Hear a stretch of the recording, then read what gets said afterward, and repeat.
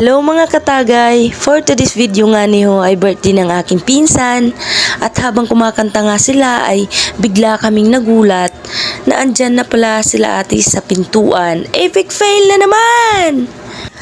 Oh ayan, nataranta tuloy ang mga Disney princess!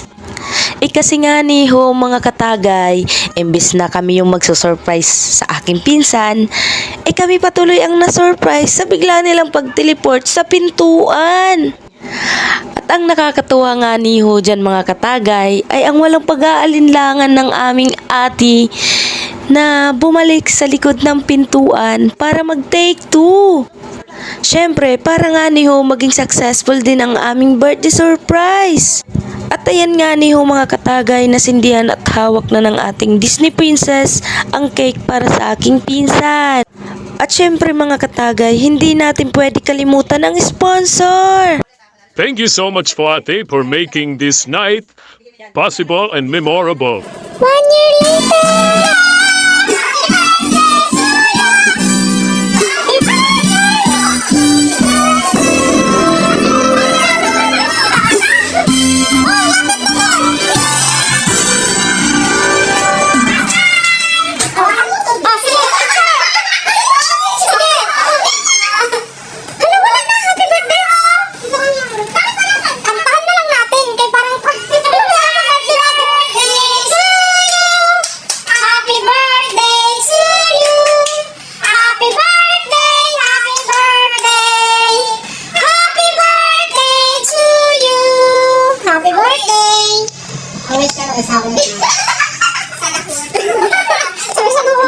Pigilan niyo sa live ba?